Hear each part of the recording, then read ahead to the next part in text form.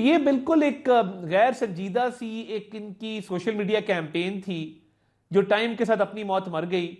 इस पे तो बात करना टाइम जाया करने के मुतरादिफ है। ठीक, अच्छा वाडा साहब, आपने कहा 26वीं आईनी तरमीम के बाद मामलात, अब 26वीं आईनी तरमीम के बाद जी तो सॉरी तारक साहब, एक जो वो इजारी बात है, इतना मैंने आपसे पूछा है कि वो ओवरवेलम हो जाता है बंदा, but pardon me on that, but एक मेरी अलर्टनेस ऑफ माइंड की भी दाद है। कमाल है जी, कमाल है तारक साहब, आपकी अलर्टनेस है कि आप हर चीज को पिछले 2-3 मफरूजों को तो आपने ट्रैश कर दिया जो गवर्नमेंट के बारे में है, बिल्कुल ठीक है, बट एक इंपॉर्टेंट फैक्ट यहाँ ये भी है तारक साहब के 26वीं आईनी तरमीम हुई, बड़ा एग्जेक्टिव की इनग्रेस मैं कहूँ या क्या, अब उसको जो सीनियर जज साहिबान सुप्रीम कोर्ट के यही कहते हैं कि वो तो वोट कंट्रोल जुडिशल कमीशन है, उसके अंदर जजेस की कॉम्पिटेंस को भी एड्रेस नहीं किया जाता, सब कुछ नहीं किया जाता, बट इंपॉर्टेंट फैक्टर यहाँ ये है कि वो बार बार कहा जा रहा है कि चीफ जस्टिस साहब इसको फुल कोर्ट में सुने, 2-2, 3-3 खतूत लिखे जा चुके हैं सीनियर जज साहिबान की जानिब से। सो आगे आप मजीद जुडिशल अपॉइंटमेंट्स भी होनी है, गवर्नमेंट ने नंबर भी इंक्रीज करना है, गवर्नमेंट वांट्स के और जुडिशल ऑफिसर्स भी आए। सो आपको लगता है कि ये जो खींचातानी की अलाउ मी टू से एक फिजा है, ये भी खत्म हो सकती है? देखिए, पार्लियामान एक सॉवरन इदारा है और उसको आइन साजी का, कानून साजी का हक हासिल है, और एक अच्छी 2/3 मेजॉरिटी से आइन में तरमीम की गई है, और उस हवाले से आगे प्रोसीजर जो हैं वो लेट डाउन है, वो शुरू हो गए हैं।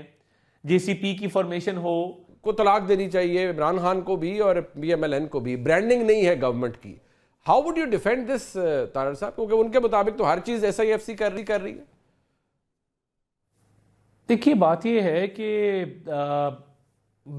फैसल वाडा साहब का ताल्लुक जिस सियासी जमात से था उसका एक माइंडसेट था, और जो माइंडसेट उस सियासी जमात का था वो कहीं ना कहीं कभी कभार उभरता नजर आता है। जो गवर्नमेंट ने, और देखिए SIFC का जितना इंपॉर्टेंट रोल है, प्राइम मिनिस्टर हर वक्त उसका जिक्र भी करते हैं, एक आइडियल वर्किंग रिलेशनशिप भी है, और SIFC और गवर्नमेंट इंटेग्रल एक पार्टनर्स हैं और इंटेग्रल पार्ट है SIFC गवर्नमेंट का। तो ये मैं समझता हूं कि ये पॉलिटिकल स्टेटमेंट है, और मैं आई वुडंट बी कंसर्न्ड, और मैं इसको बहुत संजीदगी से शायद ना लूं, क्योंकि बहुत सारी बातें लोग करते रहते हैं और पॉलिटिकल कमेंट्स करते हैं टॉक शोज के ऊपर, मगर दलील नहीं है ना। देखिए ना, गवर्नमेंट ने चाहे महंगाई में कमी हो, चाहे वो फॉरेन रेमिटेंसेज में, फॉरेन एक्सचेंज रिजर्व में इजाफा हो, पॉलिसी रेट का नीचे आना हो, बाहर के मुल्कों से इन्वेस्टमेंट्स का आना हो, जो अभी MBS से मीटिंग हुई है his royal highness the crown prince of Saudi Arabia से, देखे ना वो जो इन्वेस्टमेंट्स हैं ऑन ग्राउंड आना शुरू हो गई हैं, प्रोजेक्ट लगना शुरू हो गए हैं। तो अब आई डोंट नो वाडा साहब को क्या गिला है, क्या ये गिला है कि वो कैबिनेट में नहीं है? मेरे भाई हैं, दोस्त हैं, अच्छी बात है, ऐसी कोई बात है तो बता दें खुल के। ये बार बार कहना जी नए लोग आएंगे रिप्लेस करेंगे, I wouldn't take it too seriously. अब कोई ऐसी बात कि ये कोई शायद कोई एग्रीमेंट है कि नहीं, या एग्रीमेंट चले नहीं भी है कि नहीं, शायद कुछ अरसे बाद जो कैप्टन ऑफ द शिप है उसको तब्दील किया जाए, कोई और आए, इस तरह की बातें क्योंकि होती रहती है, कभी कोई कौमी हुकूमत की बात शुरू हो जाती है। I know it may not be very serious for you, but इनके ऊपर फिर बहुत सारे मफरूज़े जन्म लेते हैं, बहुत सारे सवालात उठ खड़े होते हैं। तो कोई डिस्क्वाइट मौजूद है इस्लामाबाद के अंदर, या everything is in control Tariq साहब? देखिए, मैं तो I don't take this seriously, और एक पॉलिटिकल कंजेक्चर है, पॉलिटिकल स्टेटमेंट है। गवर्नमेंट बिल्कुल स्टेबल है अल्हम्दुलिल्लाह, और मेरा ख्याल है 26वीं आईनी तरमीम के बाद और तमाम तर मामलात, लीगल मामलात के सेटल होने के बाद, और अब सऊदी अरब के दौरे के बाद, और फॉरेन रिलेशंस में इंप्रूवमेंट के बाद, तो मुझे बता देना कुछ अगर खराबी है तो वो कहाँ पे है, ठीक, और क्या ऐसी चीज है जो ठीक नहीं है, कौन सी ऐसी क्रेडिबिलिटी है जो खराब हो गई है। मेरा ख्याल है गवर्नमेंट कभी भी इतनी स्टेबल और इतनी रोबस्ट नहीं थी,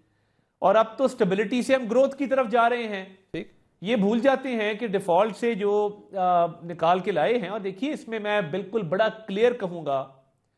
जो आर्मी चीफ का रोल रहा है वो IMF के हवाले से, दोस्त ममालिक के हवाले से हो, वो बड़ा अहम किरदार उन्होंने अदा किया है, और सिपाही सालार के तौर पे वो बड़ा एक्टिव रोल उन्होंने अदा किया है पाकिस्तान की इकोनॉमी को लेके। तो अब मुझे नहीं समझ आ रही कि फैसल वाडा साहब जो बात करना चाह रहे हैं उसका मकसद क्या है, उसका मतलब क्या है। ठीक, अच्छा तारिक साहब, एक और बात कि ये भी इम्प्रेशन है कि, और इसके ऊपर बहुत से तहरीक इंसाफ के लोगों ने कहा कि वो जैसे ही अमेरिका में सदारती इंतखाब होगा, इमरान खान साहब रिहा हो जाएंगे, इंतखाब हो गया, प्रेसिडेंट ट्रंप आ गए, इस प्रेसिडेंट इलेक्ट आगे, वो अपने ऑफिस ज्यूम कर लेंगे और ये कॉल आएगी और इमरान खान साहब को छोड़ दिया जाएगा, बेशक उनके अदालती मामला हों या ना हो। ये इंप्रेशन भी है। तो is there anything the government is doing to combat this, या आपको लगता है कि नहीं ये भी एक सियासी कंजक्चरिंग है, इसकी कोई अहमियत नहीं है, we are a sovereign country and we will not budge? देखिए, फॉरेन पॉलिसी जो होती है ना, वो पीटीआई के बच्चे नहीं बनाते, कीबोर्ड वॉरियर जो सोशल मीडिया पे बैठते हैं। और फॉरेन पॉलिसी ना इनके पॉलिटिकल एक्टिविस्ट बनाते हैं कि जिनकी मेमोरी 2014 से पहले की है ही नहीं, उनको पता ही नहीं पाकिस्तान में क्या हुआ था। फॉरेन पॉलिसी स्टेट्स बनाती हैं, सॉवरेन स्टेट्स के दरमियान मामलात होते हैं। और ये कहना कि फलां छुड़ा देगा, फलां कॉल कर देगा, तो देखिए लीगल सिस्टम, हर मुल्क का अपना लीगल सिस्टम है। तो ये बिल्कुल एक गैर संजीदा सी एक इनकी सोशल मीडिया कैंपेन थी जो टाइम के साथ अपनी मौत मर गई। इस पे तो बात करना टाइम जाया करने के मुतरादिफ है। ठीक, अच्छा वाडा साहब, आपने कहा 26वीं आईनी तरमीम के बाद मामलात, अब 26वीं आईनी तरमीम के बाद जी, तो सॉरी तारक साहब, एक जो वो इज़ारी बात है, इतना मैंने आपसे पूछा है कि वो ओवरवेलम हो जाता है बंदा, but pardon me on that, but एक मेरी अलर्टनेस ऑफ माइंड की भी दाद है। कमाल है जी, कमाल है तारक साहब, आपकी अलर्टनेस है कि आप हर चीज को पिछले 2-3 मफरूजों को तो आपने ट्रैश कर दिया जो गवर्नमेंट के बारे में है, बिल्कुल ठीक है। बट एक इंपॉर्टेंट फैक्ट क्या ये भी है तारक साहब के 26वीं आईनी तरमीम हुई, बड़ा एग्जेक्टिव की इनग्रेस मैं कहूँ या क्या, अब उसको जो सीनियर जज साहिबान सुप्रीम कोर्ट के यही कहते हैं कि वो तो वोट कंट्रोल जुडिशल कमीशन है, उसके अंदर जजेस की कॉम्पिटेंस को भी एड्रेस नहीं किया जाता, सब कुछ नहीं किया जाता। बट इंपॉर्टेंट फैक्टर यहाँ ये है कि वो बार बार कहा जा रहा है कि जी चीफ जस्टिस साहब इसको फुल कोर्ट में सुने, 2-3 खतूत लिखे जा चुके हैं सीनियर जज साहिबान की जानिब से। सो आगे आप मजीद जुडिशल अपॉइंटमेंट्स भी होनी है, गवर्नमेंट ने नंबर भी इंक्रीज करना है, गवर्नमेंट वांट्स के और जुडिशल ऑफिसर्स भी आए। सो आपको लगता है कि ये जो खींचातानी की, अलाउ मी टू से, एक फिजा है, ये भी खत्म हो सकती है? देखिए, पार्लियामान एक सॉवरन इदारा है और उसको आइन साजी का, कानून साजी का हक हासिल है, और एक अच्छी 2/3 मेजॉरिटी से आइन में तरमीम की गई है, और उस हवाले से आगे प्रोसीजर जो हैं वो लेट डाउन है, वो शुरू हो गए हैं। जेसीपी की फॉर्मेशन हो, पार्लियामेंट्री कमेटी की फॉर्मेशन हो, तमाम तर मामलात खुश असलूबी से चल रहे हैं। मैं इन लेटर्स को इतनी अहमियत नहीं देता जो लिखे जाते हैं, और पॉलिटिक्स से ऑब्वियसली जुडिशरी को दूर रहना चाहिए। और मकसद ही ये था कि क्लियरली रोल्स डिफाइन हो जाएं, और जो एक जुडिशल एक्टिविज्म था जिसमें एग्जेक्टिव के रोल पे इंक्रोचमेंट होती थी या अपने जो आइन को रीराइट किया जाता था, they should have been an end to that. तो आई थिंक पार्लियामान ने एक बड़ा क्लियर जो है वो एक तरमीम की है। तो उसके बाद थिंग्स हैव सेटल्ड, चीज़ें चल पड़ी हैं, जेसीपी की मीटिंग भी होती है, पार्लियामेंट्री कमेटी की मीटिंग भी होती है, तमाम तर चीज़ें जो हैं वो बिल्कुल देर वर्किंग फाइन। तो इसमें अब देखें ना, बहुत आप, वरना तो हर वक्त टिकर ब्रेकिंग न्यूज़ चल रही होती थी, आर्टिकल 63 को रीराइट कर दिया गया, रिजर्व सीट पे वर्डिक्ट आ गया। कॉन्स्टिट्यूशनल कोर्ट जो है वो बड़े अरसे से बार्स की भी डिमांड थी, और कॉन्स्टिट्यूशनल बेंच जो है वो एक अच्छी शक्ल में मेरा ख्याल है सामने आ गया है। तो कंट्रोवर्सी से हम बच गए हैं, और सेपरेशन ऑफ पावर्स का सिस्टम एस्टैब्लिश हुआ है, और आइन की जो सुप्रीमेसी है वो अपहोल्ड हुई है।